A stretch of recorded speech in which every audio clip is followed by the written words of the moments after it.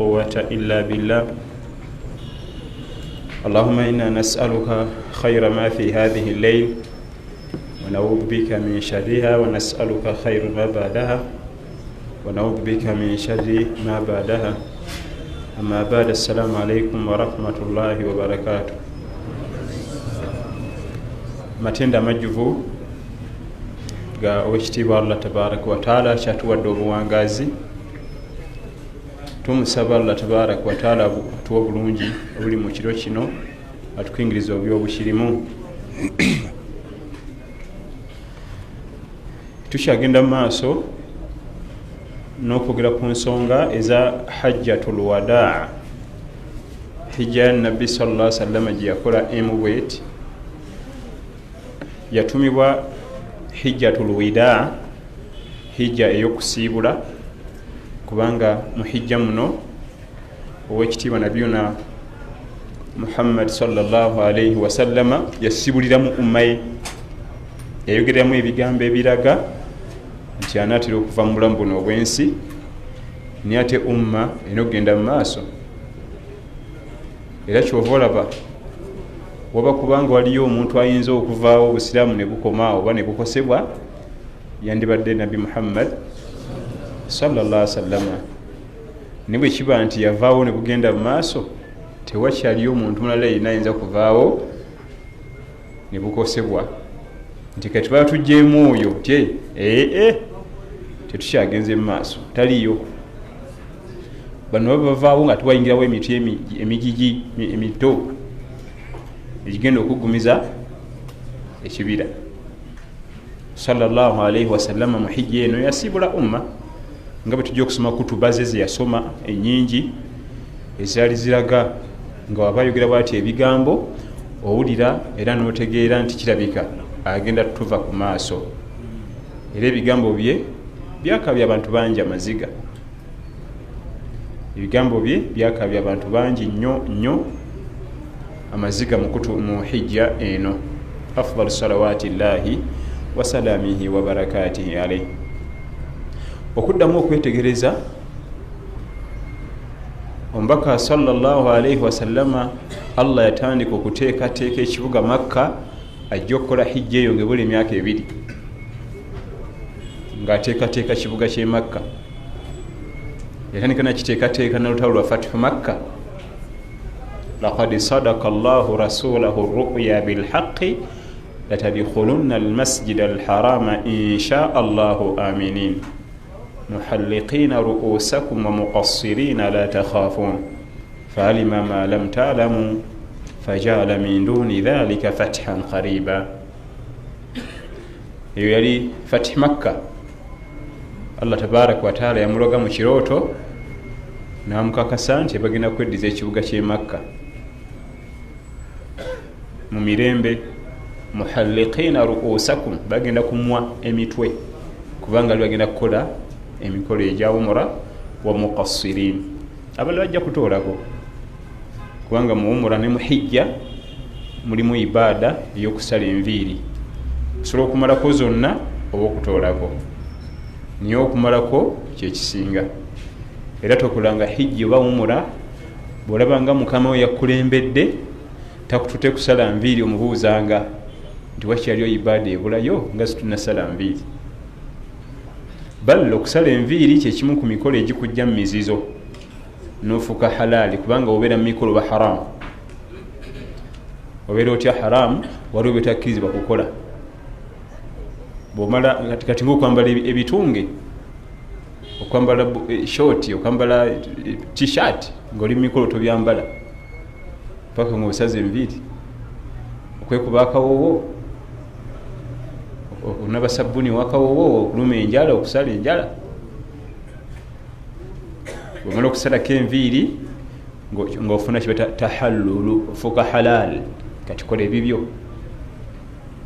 Muhalliqina ru'usakum wa muqassirin, mujja kusala emitwe, mujja kugimwa, abalala ajja kutoolako. Eyo gyatandikira okutereeza ekibuga Makka. Era nabbi najja nga bwe twasoma Fathi Makka olutalo olwo neyeddiza ekibuga ekyo. naddamu n'akiteekateeka omwaka ogw'omwenda n'awuliriza Abubakar Siddiq radiyallahu anhu mu hijja ey'omwaka ogw'omwenda nga assistant we Ali ibn Abi Talib bajje bakulembera abantu bakole emikolo egya hijja era balangirire ya ayyuha alladhina amanu innama almushrikuuna najasun fala yaqrabu almasjida alharama ba'da aamihim hadha abangi mu abakkiriza abantu abakola shiriki ku Allah enzikiriza zaabwe enkyafu tebaddangamu okusembera mu muzikiti guno gw'e Makka guno omwaka gwe gusembyeyo era Abubakar yalangirira ensonga eyo mu hijja eyo nti abatalina la ilaha illallah temukkizibwa kuddamu kujja wano. Nabbi sallallahu alaihi wasallam agenda okujja mu mwaka ogw'ekkumi nga tebalimba mushirikun era alage umma emikolo gya hijja bwegitambula nga bwe tujja okulaba ega nti khudhu anni manasikakum emikolo gya hijja mugijjeko nze. Mu mwaka ogw'omunaana mu Fatihi Makka nga Nabbi azze okuwamba ekibuga ekyo mu lutalo olwo olutalimu kuyiwa musaayi mulimu ebintu bingi ebibatunyumiza ebyalimu. Hadithi ya Abdullah ibn Umar dakhala Rasulullahi sallallahu alayhi wa sallama Makka wa ala ra'sihi al-mikfar. Nabbi sallallahu alayhi wa sallam yayingira mu Makka nga bwe twalaba wiiki eri nga ku mutwe gwe kuliko ekikofiira ekyekyuma ekitayitamu gusaale n'amafumu na biso nga bulletproof. Naye bwe yayingira mu Kaaba munda waliwo ebintu bikwewuunyisa. Bwe yali ayingira mu Kaaba yayingira na Bilali ne Usama bin Zaidi, yayingira na Bilali ne Usama bin Zaidi. Wandibadde osuubira yandiyigire ne Abubakari ne Umar ne Uthman ne Ali naye ate tebaaliko, baaliwaawo. Jjukira Kaaba nyumba ya bbeeyi, Kaaba nyumba ya bbeeyi. Yayingira ne Bilal bin Rabah radiyallahu anhu, musajja muddugavu, si buddugavu bwokka wabula yali muddu. Ate nga ebyo ebiseera okubeera omuddugavu ng'ate oli muddu oba olina ebibi bibiri, kwegamba baba wansi nnyo, gwe muddugavu ate gwe muddu, byonna bizibu ku biki. Bwe bubanga ku mulembe guno ng'omukulu azze oza yandibadde baani abamuliraanaliraanawo okuyingira mu kifo ng'ekyo ekyebbeeyi era aba seniors.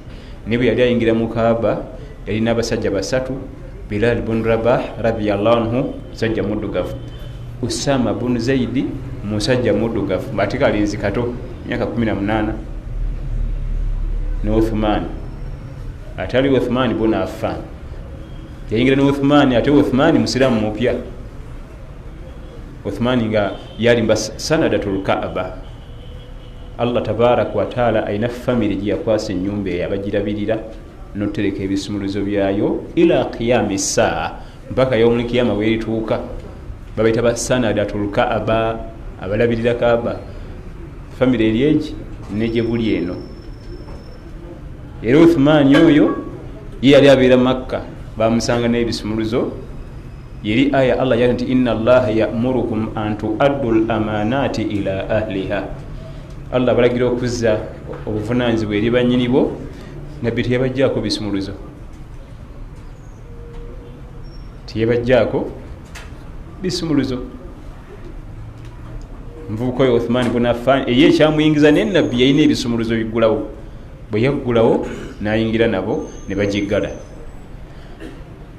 Waliyo omukulu sallallahu alaihi wasallam mu Kaaba, waliyo kaddugala Bilal ne kaddugala omulala Usama n'omusajja omusiramu mupya Uthman radiyallahu anhum jamia. Lwaki tayingidde na Abubakar? Lwaki tayingidde na Umar? Okulaga nti obusiraamu, ffe mu busiraamu temulimu ebyo bitiibwa. Yandibadde aleeta bali n'ate abo basigala bweru. Ate bamala okuyingira ne baggalawo ne babeeramu akaseera baafuluma. Abdullahi ibn Umar agamba nentuuka mangu ku Bilali ne mubuuza nti abaye kiki ekibadde mu Kaaba munda? Bilali namugamba nti nabbi asadde sallallahu alaihi wasallam era kabiri abadde atunudde saidi ki nambuulira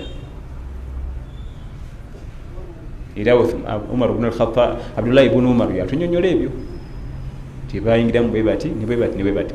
Ekirala mwaliko kaba kwaliko ebintu bingi ebyokujjako, kwaliko ebintu bya shiriki bingi. Weewuunya abasajja bakola shiriki mungi mu Makka naye tebasinza ku nyumba eyo, yo tebagikolako shiriki, basangako obusagasanamu gabumbe, agabumba ge babazze mu bbumba n'agabajje agalinga omuntu ge babazze mu mbaawo, kubanga ebibumbe bitera kukolebwa mu bbumba oba mu kubajja miti ebisanamu.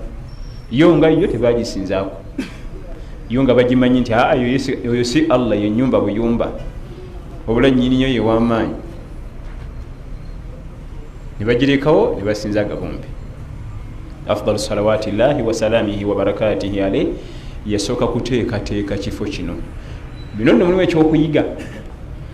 Olubeerera ne oba oguze poloti, toyinza kuzimba buzimbi, bajjemu ebiswa basende, bajjemu ebitooke, bajjemu enkonge. Oluusi oguze muli kaserengeto basooke basendewo balyoke batereeze ekifo. Era nno n'okusoma irimu bwekityo bwe kiri. Era ffe ebisinga otubonyabonya mu kusoma irimu, oli ajja buzinatula mu ddalasa natandika kukuliza bigambo, ekivaamu nga tandika bikozesa bubi kubanga teyateekebwateekebwa. Wena kusooka kutegekebwa olw'ebigambo bino bagenda okutuuzaako bikugase. Nga bwe tugaye ne poloti basooka kugiteekateeka ne otuuzaawo ennyumba.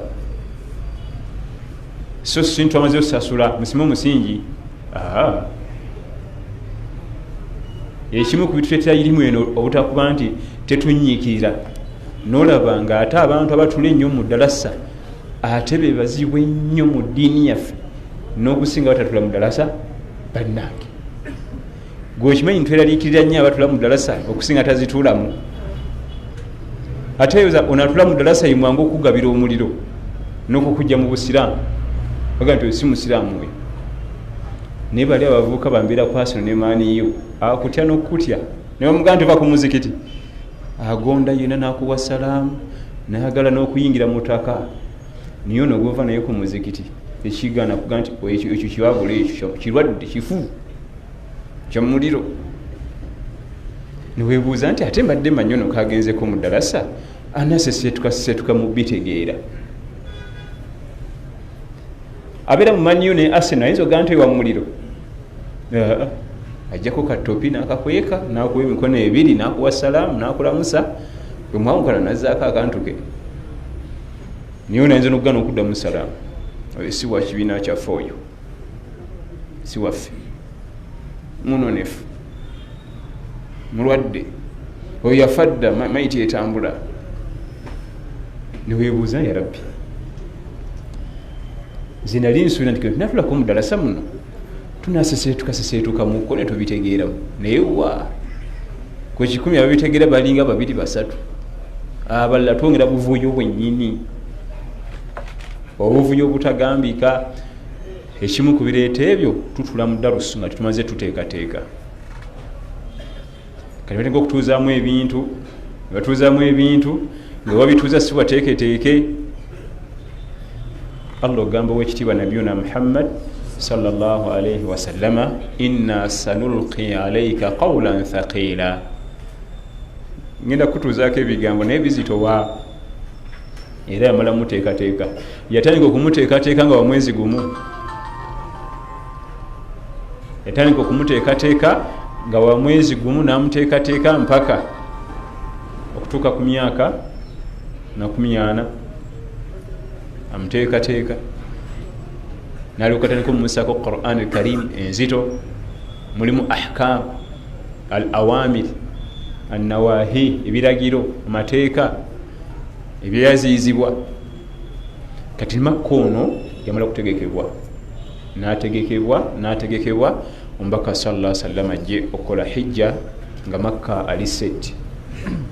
Twalaba nti yakola umura 4 sallallahu alaihi wasallam, yakola umura emirundi 4, ate hijja n'akola emu.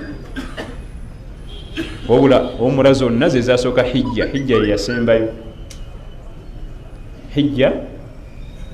yeyasembayo bateekana nessimu singa bateekamu akapeesa kebaita silent nze akasimu kange sika sente nyingi niwe bwonna bukomandi zimwebuli osobola okunyiga wantu bonna bawuliriza message abakubira byonna nebikola naye nga tevaamu ddoboozi neeti essimu lwebeera wano neevuga etaataganya ebintu bingi naye nga waliwo akapeesa konyiga nekola programu zonna nga tevaamu ddoboozi nsuubira ate zino zonna ezano za bbeeyi ndaba zonna za bbeeyi nnyo nsuubira bukomandi ngaobwo mwebuli okonako bukonyi bwoti na tonyiga nnyo just touch basi ng'eddoboozi likola kirivaamu banno osigala bamanya nti olaika oli busy naye nga tevudde mu ddoboozi n'ekirala essimu yo ogyegenderezanga nnyo akadde akavuga kalaga amagezi go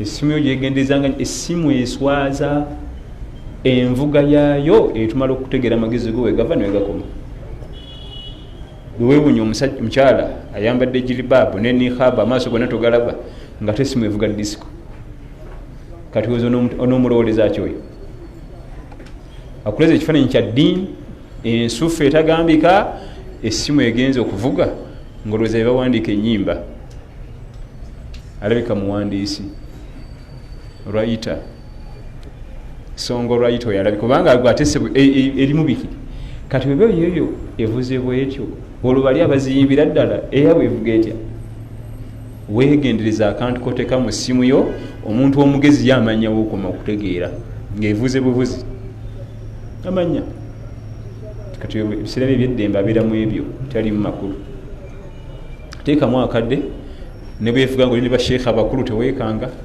ne bwevuga nga oli mu swala teweekanga naye essimu evugira mu swala n'okikiita n'ogisirisa ate nokola oneegaana nga buli wonyiga tewulira bwonyiga tewulira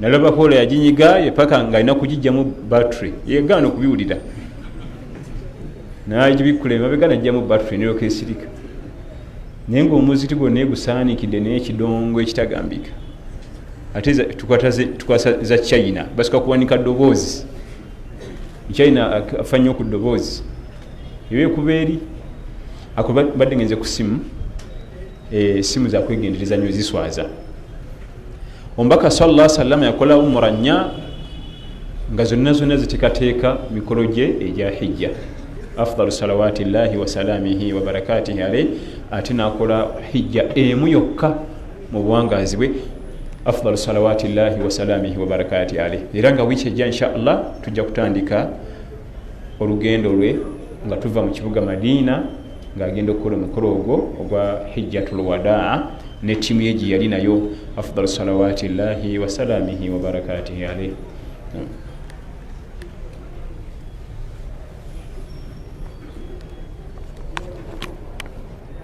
Assalamu alaikum wa rahmatullahi wa barakatuh. Okuyingira ejjana oba omuliro kwa ku lunaku lw'enkomerero kijja kitya omubaka Muhammad sallallahu alaihi wasallam ku Isra wal Miraj yalabanga abakyala be basinga mu muliro. Ejjana n'omuliro tusaba Allah tuwe ejjana tukingiriza omuliro bye bifo ebibiri ebitegekeddwa binadamu era omwana adamu gwolondako kyoyagala kirondera wano ku duniya. Ejjana n'omuliro gwolonda nonyiikira ofune ekyo kyolonze. Saba Allah tuwe okulonda ejjana era tuginyiikirire. Just ejjana yerimu okunyiikira okunyiikira kw'omuliro si kungi bugayaavu just ogayala bugayazi. Omuliro teguliko nnyo kunyiikira bugayaavu naye ejjana erimu okunyiikira. Ate lwaki Nabbi sallallahu alaihi wasallam asanga abantu mu muliro ne bamulaga nti ate abo balinanga olugambo ate alina nnyama mu maaso baali basabiriza ate bano pako yagaa nti abakyala beyasinga okulaba mu muliro nga be bangi. Allah kumusigira kifaananyi, Allah kumusigira kifaananyi ekigenda okubeerawo ku yawmul qiyama. era najja nakitutegeeza nti okusabiriza kibi, okusabiriza kifaananyi ky'abantu ba muliro, wabula biri bibiri. Okusaba kikkirizibwa mu shariya, okusabiriza kyekivumirirwa. Byawukanirawa? Okusaba kijja inda alhaja faqat, ekyokusaba kijja waliwo bwetaavu, nga muvubuka siibye enjala agenda gisula agala singi 10 afune ekyapati yebake. Naye okusabiriza neoba afunye 10 n'alaba omulala tera naye addamu namukola ki? Namusaba. Yaweza buweza agufulira ddala omulimu, kibaita okusabiriza era kivumirirwa. Naye okusaba nga waliwo obwetaavu tekina buzibu, kikkirizibwa mu shariya okubanga waliwo obwetaavu n'osaba kaako kokka akuyisa mu bwetaavu paka tunatuukira enkya tulaba ati Allah kyanatuwa ekirala. Kati okusabiriza kivumirirwa, bagenda kujja ku yawmul qiyama nga tebalina nnyama mu maaso, nga skeletoni zokka n'eŋŋumbagumba mu maaso ze zirabika. Kifaananyi kibi nnyo, saba Allah tabaaraka wa taala kikingiriza. Allah yali amulaga ekifaananyi ekigenda okubeerawo ku yawmul qiyama.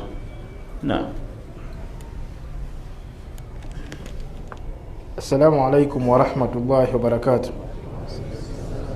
Tukimanyi nti mu bukwakkulizo obutuusiza esswala mulimu okwolekera Kaaba, naye otulaze nti omubaka Muhammad sallallahu alaihi wasallam yasaalira mu Kaaba munda. Nambulira ku nsonga eyo. Yasaalira mu Kaaba munda. Mu Kaaba munda basalemu swala ya sunna yokka, eya farada tekkirizibwamu kusaalirwamu, kubanga mu Kaaba munda gyoyagala gyotunula. Kasi toyingira mu Kaaba munda gyoyagala gyotunula. Kati eya farada tetuuka, kubanga mu bwakwakulizo bwamu mulimu istiqbaalu alqibla, okwolekera ekibula.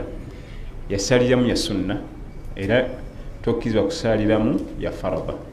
Era kuliko n'akalikonda akawayiti wabweru baketa hijiri Ismail, ekisenge kya Ismail alayhi salam.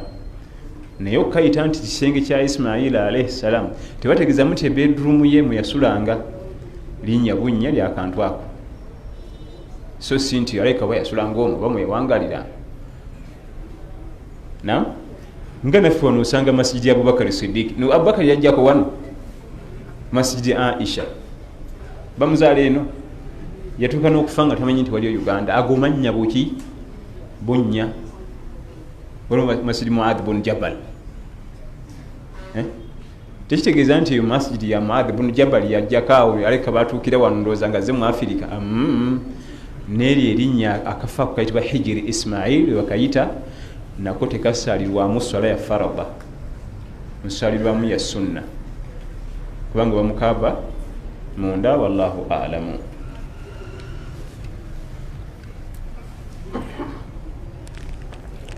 Assalamu alaikum wa rahmatullahi wa barakatuh. Kino kya muganda wa Farie Belgium. Kino ekibuuzo kya muganda wa Farie Belgium. Abuuza tibaseeka nammwe eddogo libakwata singa abakyala bammwe babateeka mu ccupa. Ate olaba likwata mubaka sallallahu alaihi wasallam, olaba likwata mubaka Muhammad sallallahu alaihi wasallam. Omusajja omuyudaaya yali mutega ku luzzi wanywa amazzi, era yamusomera rukuya ye malaika Jibril ne timu gye yajja nayo yamusomera rukuya, Nansi, Falaki ne Ikhlas ne Ayatul Kursi. Oyani eddogo gwe likutte sallallahu alaihi wasallam. Kakati olwo ffe bannakunkunya eddanga enswera y'oku mugugu. Olaba oyo bamumezi ameggeko oyo yajjanjabwa bamalayika, yajjanjabwa bamalayika sallallahu alaihi wasallam. Era nabuuza Jibril nti ate bano kyabwe yitimu nzize nayo ezikunyambako nga tukujjanjaba. Kakati naye ebyogamba omukyala yamuteeka mu ccupa, sikkiriziganya nabyo ebyo, sikkiriziganya nabyo nti omukyala yamuteeka mu ccupa. Ezo ŋŋombo zoogerwa bantu. Olwo omanyi kye bagamba abaami abalina omukyala omu nga tawasa mukyala mulala kiba mboli omukyala abe yamuteeka mu cupa talaba abalala bonna ekyo si bwe kiri ebintu by'obuwalimu birimu ensa nnyingi ebintu by'obuwalimu waba bakutunulidde bangi funa omwana omuwala omulala n'akutabulatabula gagala aseekawo nga basomesa wuuyo kati battunka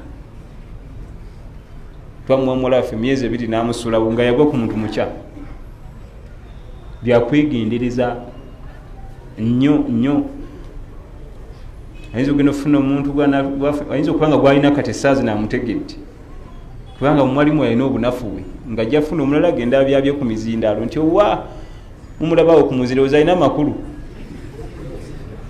so nga ono ate olusikadde alina adde abisirikidde nga tukyamuganyirwamu mu kaseera akatugase tuli fenna esiga nti abira mu cupa so Allah tabaraka tutunyweze ya rabbi.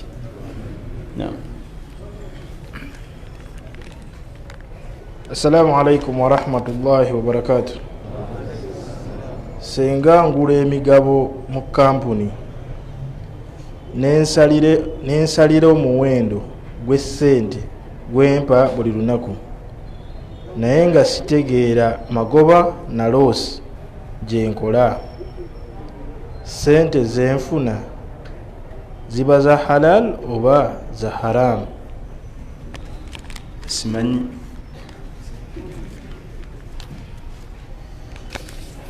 Assalamu alaikum wa rahmatullahi wa barakatuh.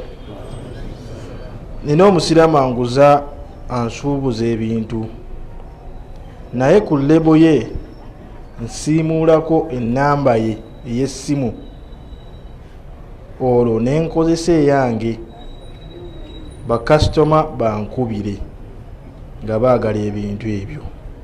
Kino kiramulwa kitya?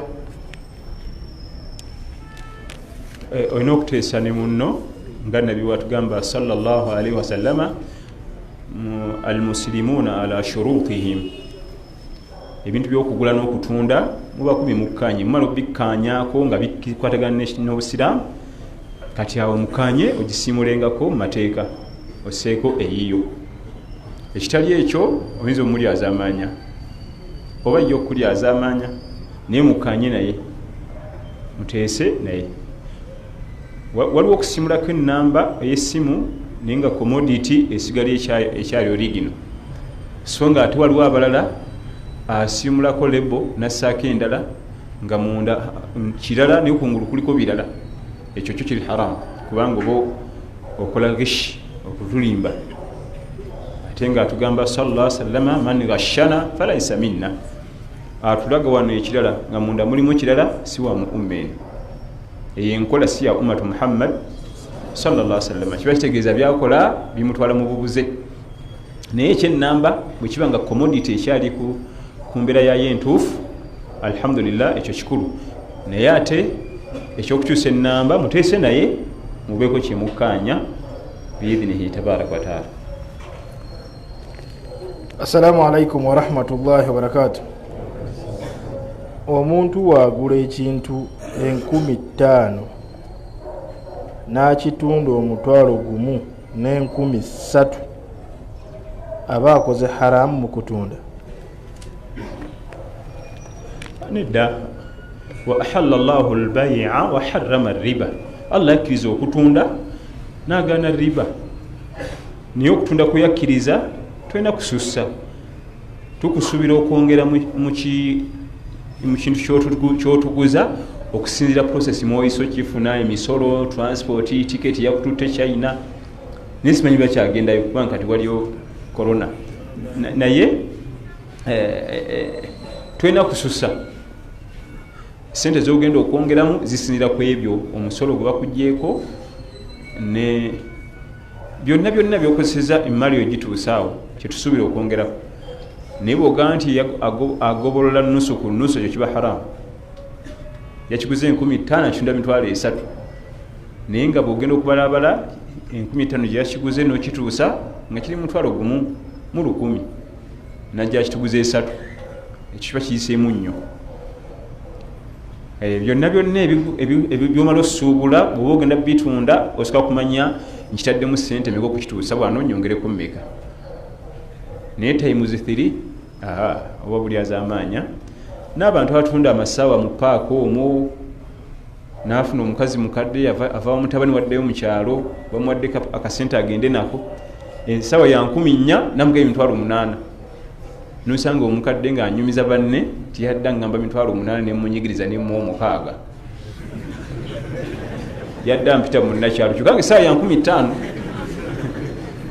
kati ye ng'alaba yeke ono yakutolye obuleera kumbe bamubbye olubba lutagambika kiri haramu kiba haramu okulyazamanya ensimbi z'abantu ekyettunzi bakitunda 15 bakakaaga gwe ekimuguza 6,000 ekyo neze emaali tebaamu baraka emaali okubanga nyingi nga terimu mikisa otwala akamaali akatono naye nga Allah akutaddemu emikisa notasula ku bikolimu by'abantu notakola bintu nga tebitambula akatono nga ka halali teryakubanja teryakukolimira kaba kabbeeyi okusinga ennyingi naye nga buli weekyusa mu buliri bwe kale mukwasiza Mungu nze yandyazaamanyiza naye wali ateryazamanya waggulu eyo gwenze gwe mukwasiza yekka tojja kusobola Nabbi sallallahu alaihi wasallam atuma Muadh bin Jabal e Yaman musibirire ebigambo nkuyanja mu byo yamugamba nti wattaqi da'watal madhlum tyannyo eddwa y'omuntu alyazamanyiziddwa oba gwe olyazamanyiza mujeemu muzibu tasala wadde swala asinza lubaale olaba ne bwagamba nti ondyazamanyiza nkukwasiza Bikira Maria era eddwa ekukwata togamba nti kale ate Bikira Maria laba nnono Allah ajanukula kutamwa buli azamanya so si kusimuli byasinza kuba ntagala buli azamanya ne wagamba nkukwasiza mukasa jjajja ddungwa koleko jjajja ddunguze gwe kwasiza ajja kukolako waliwo mukasa w'ennyanja muyinza muli ku lyato n'asiba jjajja mukasa w'ennyanja akumalewo tolowooza nti olwokuba mushiriku tejja kukwata obulyazamanya kibi wattaqi da'watal madhlum omuntu alyazamanyiziddwa omutya nnyo kale nno mu kutunda kitabul buyu' omubaka sallallahu alaihi wasallam yakiwa ekitabo kiramba kiriyawo ekyogera ku byokugula n'okutunda albayi'u washira kubanga mulimu haramu mungi nnyo ate ng'obulamu bw'abanadamu butambulira nnyo ku kugula n'okutunda kubanga ebiseera ebisinga bintu byaffe ebikutuukako obigula byokooyo bitunda kati onookola otya oleme kulyazamanya oleme kulyazamanyizibwa kati tumale okugendako mu kwazinako salatul isha inshallah. Allahu akbar Allahu akbar musana mungi jamaa Allahu akbar Allahu akbar ashhadu an la ilaha illallah ashhadu an la ilaha illallah ashhadu anna muhammadan rasulullah ashhadu anna muhammadan rasulullah hayya 'ala as-salah hayya 'ala as-salah hayya 'ala al-falah hayya 'ala al-falah Allahu akbar Allahu akbar la ilaha illallah.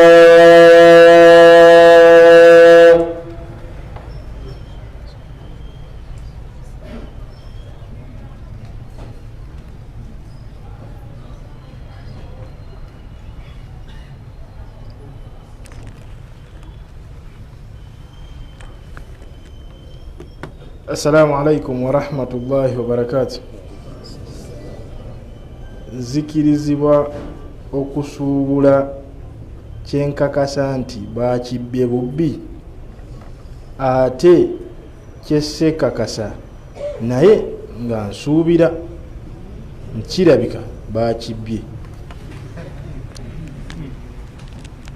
Ebyo byombi tobisuubula, byombiriri tobisuubula, tobigula olwa hadithi ya Nu'man bin Bashir radiyallahu anhu ng'atugamba sallallahu alayhi wasallama inna alhalala bayyinun wa inna alharama bayyinun wa baynahuma umuru mushtabihat la ya'lamuhunna kathiru minan nas.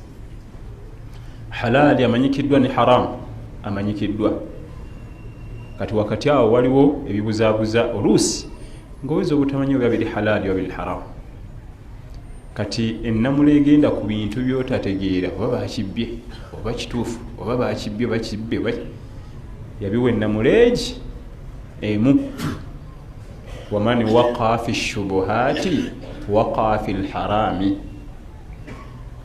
bw'osuubula ekyo ky'obuusabuusa obwa halali n'obwa haramu oba osuubula haramu. kasita oyingirira ensonga yonna ng'obuusabuusa oba halali oba haramu, kyoba okola mu kaseera ako kibeera haramu. Okujjako ng'otegedde ensonga yakyo nti kino kiri halali, ntegedde nti kiri halali, naye kasita olaba embeera yonna kasita ogibuusabuusa halali haramu halali haramu, tokola, kubanga tuwadde formula waman waqa fi shubuhaati waqaa fi lharam. kasita obuusabuusa ensonga n'ogikola oba okola haramu. ne bwe kiba kyakunywa nebanga omwenge olagwina n'ekyovu kansomeko ndabe naye nga tekuliko nti alcohol, kanywe oba onywa mwenge oba onywa mwenge. kulwaki tokakasa kyoliko, kireke enywa ebirala. newebeera nyama bano bantambule otambule otuse mu hoteri muli eyo mu nsi tulina gwe obuzobe no nyama yaki naye kulabikidde nga gireke, saba ekirala. hatta ne obanga ennyama eyo gyolidde si ya mbizi naye ng'ogibusiza busize oba olya mbizi. waman ittaqa shubuhaati istabraa lidiinihi wa iridihi. kasita oleka ebikubuuzabuza obwongo oba okukumya eddiini yo n'ekitiibwa kyo. byonna byotategeera bulungi namula yaabyo halali wa haramu, oba omaze okukuuma eddiini oba omaze okukuuma ekitiibwa. bw'obiyingirira eddiini oba ogisudde n'ekitiibwa oba okisudde. wallahu alam.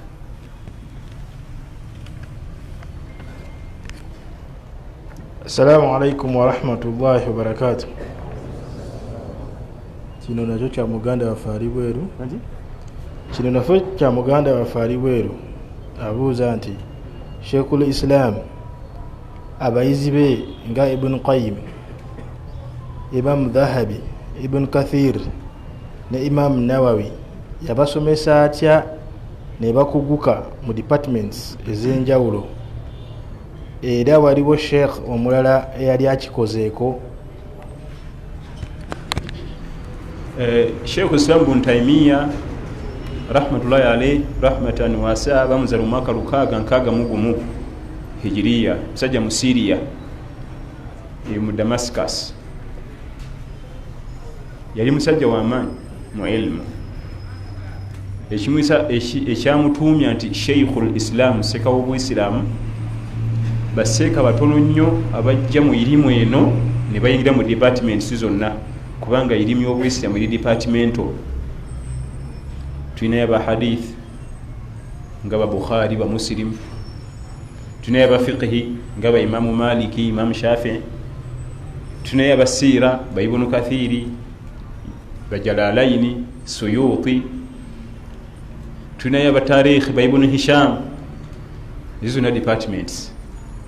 Era nga bolaba n'erimu y'abazungu eri departmental. Bw'ate abasawo abasoma ebyekisawo bazimba ebizimbe bayinginia b'ebizimbe, ya mu busawo bwennyini w'amaaso ewama nnyo departments. Ne Ibn Taymiya yalina departments nyingi, katugambe nga asobola okujjanjaba amaaso ate n'amannyo nagera n'ayunga n'amagumba. Izo departments za njawulo, obukugu bwa njawulo. Era kizibu nnyo okusanga omusawo ng'alina departments ezo zonna bw'atyo. nga bwokyamawo nga yayingira mu kasawo karumu kamaaso navayo nayingira mu kamanyo nava nagenda mu kamagumba nagayo ate nga ye gayini oyo aba alina okuba ekitiibwa ekyenjawulo. Ibn Taymiya kwe kumwa nti Sheikhul Islam seekawo buki kubanga yawandika mu bintu bingi mpaka nasala layini nagenda nawandika ne mu mathematics nawenda ne mu physics ne mu chemistry nawandikayo ebitabo. Kyokka nze mu byanneewuunyisa ng'ate yakutte ku kitala mu kulwana teri asembera niweebuuza byonna yabikolanga ddi ebyo ate nga hafidhul Quran wegowule weta Ibn Taymiya Sheikhul Islam Ibn Taymiya nga yakutte ku kitala obukodyo bwokka bwe yalina ku kitala nga tosobola kuddayo kumusemberera. Yafiira ku myaka 68 egy'obukulu nga talina mukyala wadde omwana kubanga ebyo byali bimalira obudde nga tava mu library mwasiba mwasula wabanga avudde mu library komera abanga avudde mu library komera kubanga abantu be bamwagala nnyo nga kabaka amweraliikirira omutwalako entebe ye galugira mu muteeke yagira abeera eyo ogira gomma tugusirisa pulirensio abantu bonna bamuvunamira buvunamizi so nga teyali politician nga tana nakyabyetaagako naye mu bayizi abamusomako irimu twafunamu ensozi nga Ibn Kathiri omuvunizi wa Quran, Ibn Qayyimu oyo yawandika ku aqida bitabo byenzikiriza. Allah namuwa nawandika nnyo bwatuka ku mwoyo gwaguwandikako natuka ku mutima naguwandikako organize ziri muno buli emu nagiwa obudde nagisunsula. Imaam Dhahabi natuwandikira mu byafaayo ate Imaam Nawawi najja mu fiqhi nga tulaga fiqhul hadith. Kati abuuza bonna bamusoma basoma ku sheekho naye buli omu nagenda mu kike buli omu alina byeyamuggyako buli omu alina byeyamuggyako ate nabako naye research ze ziyakola. Era omuntu anasoma irimu eno y'Obuyisiraamu nagigonza alina kusooka kufuna department kubanga tuyinza sisetula kyonna lumu kinene kizitowa oganze ngenze kwata Quran wa ulumuhu kagende mu Quran ne irimu yayo yonna tafsiru asbabu nuzuli bikoze bitya qiraati itumanya nti kati yagenze mukula ni aba shekhe era bagasa umma. Nze ndi wa fiqhi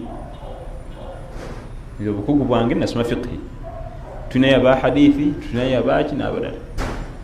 Kati Sheikh Ibn Taymiya yali yakuguka mu bintu bingi naye erinnya lya mukyala eryo Taymiya linnya lya mukyala jjajjaawo omukyala naye yali mukyala wa irimu nnyo era nga mukozi wa da'wa mu Syria. Kati omulenzi ono yatandika okukola dda nti ati kana akalenzi kaawa nti ajati oli Taymiya oli yali wa irimu ennyingi nti oyo muzukulu we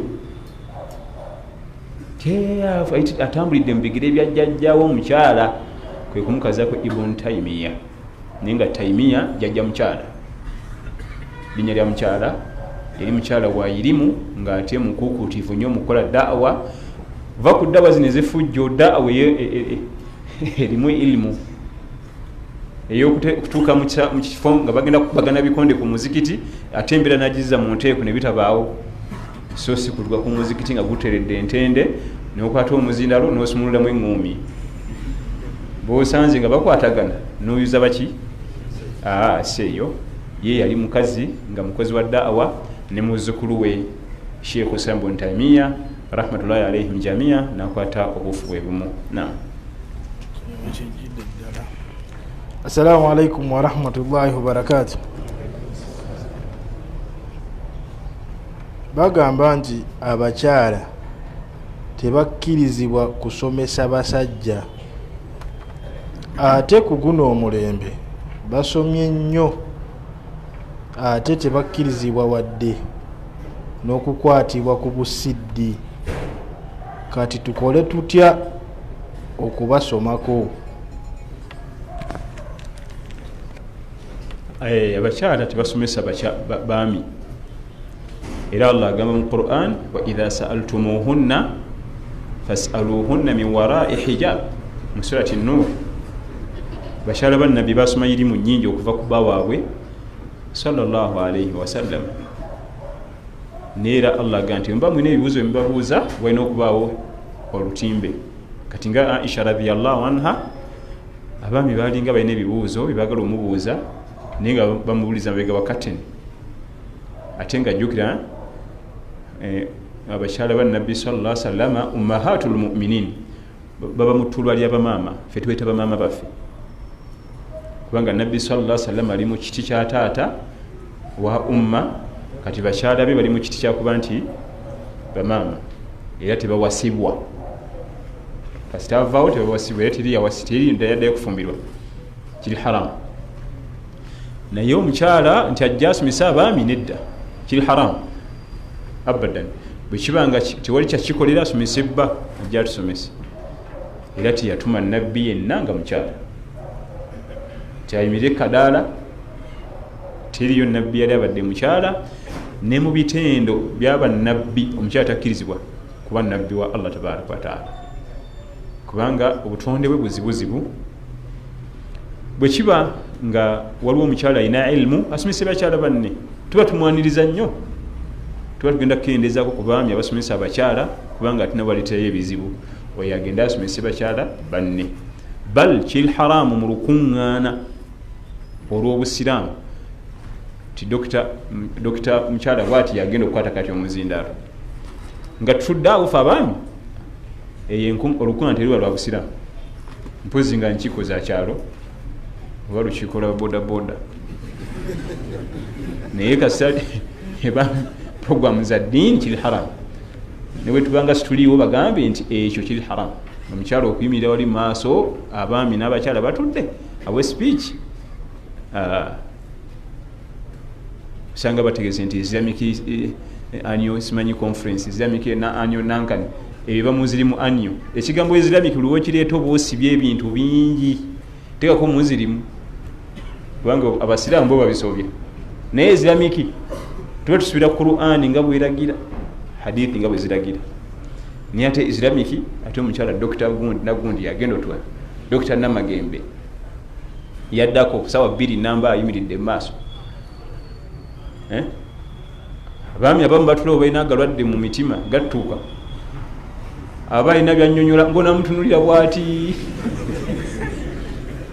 asiiga ebifaananyi nabisiiga nabikuba kkala abadan.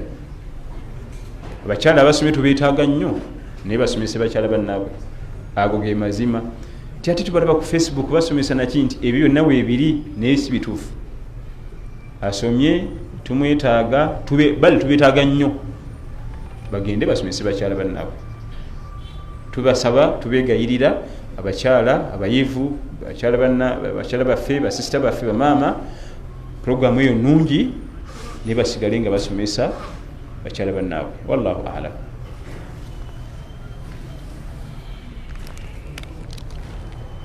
Assalamu alaikum wa rahmatullahi wa barakatuh. Tusaba otutangazeemu ku lunaku lwa Valentine, kubanga mbu lwanca ate nga bangi balwesunze ne kkala ez'engoye bagenda zikyusa. Obusiraamu bubalamula butya? Wa idha sa'altumuhunna mataa fas'aluhunna min wara hijab. Si ahzab si nur zijukiranga ahzab. Naam, aya elimu ahzab mbadde ngambye nur elimu ahzab. Valentine zo program za Kiyudaaya, kukopperera Nabbi bye yatugamba sallallahu alaihi wasallam nga asharu nti la tattabi'anna sanana, abange mazima ddala mujja kukopperera. Yagereza ku nsolo gye bayita enswaswa. Jukira nti Nabbi sallallahu alaihi wasallam yalunda nnyo ebisolo mu ttale, amanyinyi ettale n'ensolo zaayo. Nagamba nti ne banayingira ekituli ky'enswaswa ekinnya mwesula nawe mujja kuyingira, nga kyategeeza n'ebigendo baleetera ebizibu mujja kopa, kubanga enswaswa okuyingira mu kituli kyayo mukama wange oba muzira, kubanga nsolo si yakusaaga. Ne bw'ogitunulako obutunuzi bw'oti owulira olususu lumera olutiko, kati nga gwewefubutika ekinnya kyayo kyegenda okukolerayo kimanyi.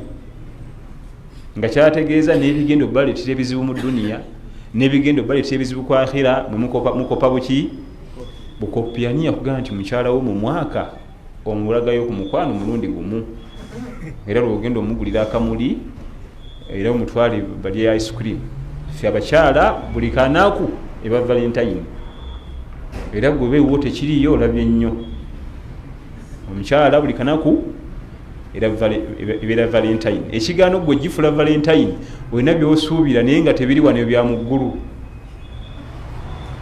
obulamu bwolina ne mukyala weeka bwe busembayo kuba waggulu mu bulamu bwammwe bw'oba olina okudigidiramu waliwo atudde awo alina bwalinda obulala bugenda kuvaawo bwo allah bwabadde bwebwo busembayo kayumba kaffe kali omwezi ffenna nga bwotulaba bwe tuli wano n'ebintu byaffe bwe tugattagatta byonna tuli miliyoni 4 basi yejjana bannaye kino kikulu ejjana ey'oku duniya yewawe wosula ne munno gwe ne munno mulwane wabeerewo emirembe tekigenda kuva bbali ejjana ey'oku duniya yeeyo nabbi sallallahu alaihi wasallam yaliko omukolo gumu ng'afumbiza omuwala n'agwetabamu nnyo kati wayita ekiseera asanga omwana oyo omuwala amubuuza oli otya ne munno tije tuli yasanga mulenzi oli otya ne munno gye tuli hadithi eraga nti yasanga muwala namugamba nti wegendereze hiya jannatuki wa naruki wegolina eka gwe muliro gubayijja nayo lwana nyebeera ejja nayo ku duniya analwanagana ne munneeka okuleetawo emirembe nebeera jjana wano mu duniya nakhira ebaja eri bwolabanga amakaago nga ŋŋuumi muliro nkokola nsambagere nakhira bwe kijja okuba ewakawanyoka muliro manya nakhira muliro ffe wange waka olubeerera tubeera ku muliro kuyoleke tusula ku tebuuke manya nakhira bwe gyokuba yoleke tebuuke ku lwaki ki ekireetawo ebyo waliwo obulyazamaanya ate kasita walabikako obulyazamaanya allah tabwagala ewaka buli kanaku erina kuba kiki valentine so si kulinda y'abayudaaya ebeerawo omulundi ogumu mu mwaka kyokka nateyo gye balinda yabaseegu era abawaka babalekawo ne bagenda mu buseegu ate abawaka tebatwala nabatwala tebakwata nako n'obumuli tebabagulira ani atwalira ekyo ekizezengere esooka labira ddala mugugu guli awo gumumenya yagwa bugwi ku kintu kiri awo tekinane makulu gyali balabanga abebbeeyi be bali abali eri ono yabasinga ebbeeyi bonna kubanga ye wa halali n'omukwatako obukwasi ku kibegabega n'omusimulako bwoti ofuna mpeera ate bali bookubira obusimu n'okukuta misango ku misango gwogenda ogulira akamuli musango kale nno ekigambo kyange ku valentine ya buli kanaku ewakaawo era gwosobola ogiteekawo tagenda kuva bbali ate tolinda sente nyingi abantu balowooza mbu esente nyingi bwe bufumbo singa bazina tebeekuba ŋŋumi naye beekuba abali balowooza nti obufumbo te kusoma nnyo amadiguli gwe n'eddiguli n'omukyala byebali nga bagalina amadiguli naye tebakwatagana olunaku n'olwo yenna ate abasomi bali bubi nnyo ate bo olungeza ne lukaaba naye nga tewali mirembe obufumbo buyimiriddewa ennyo kutya allah igwe bw'otegeera allah wo n'omutya ne munno n'ategeera allah we n'amutya okukwatagana kuba automatic anti otya okukola ebiryazamaanyi ono allah ajja bimmanja awe wasibuka obufumbo nze kasita nerwanako okutereeza allah wange byeyaŋŋamba ne byeyaŋŋana nembireka ne munnange eka neyerwanako okutereeza ebintu byewa allah we okukwatagana kuba automatiki kubanga byomwati okulyazamanya munne ebyo allah yabigaana ate ffe byetukola netulinda valentine tuwane bali abawereza emmere ku mulimu busekuritale office messenger buwalawala obubeera awo bwetukola nabo ku mirimu shaitan kale ekigambo ekyo bwekitibwa ekibiriridde tuli mu kuyingira kinya kya nswaswa gye tulaga situmanyi kiriyo enswaswa si nsolo nyangu nzibu nnyo olaba ogirengera mu distance nogamba mwe tuli tuveewo naye kati ate kati ogirumba. So Allah atunyirize ya Rabbi. Ekisembayo sebo. Assalamu alaikum wa rahmatullahi wa barakatuh. Bakojja ne basenga banga abamu tebawasa bakyala baabwe naye babaliramu abaana. Mbuuza, bakojja ne basenga banga abamu tebawasa bakyala baabwe naye babaliramu abaana. Mbuuza, nange kinangoberera newe neekuumira ku ddiini yange? Nedda gwena okulwana bali ensobi ze bakola olemezigwamu. Olina kulwana bali ensobi ze bakola olemezigwamu. Ebitera okugoberera biba ku bazadde ababiri.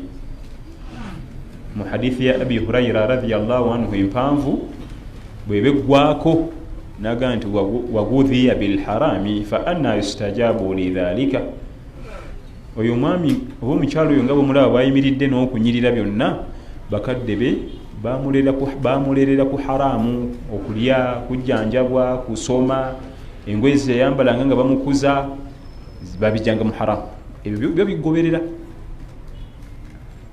Ebyabakadde bababiri bigoberera.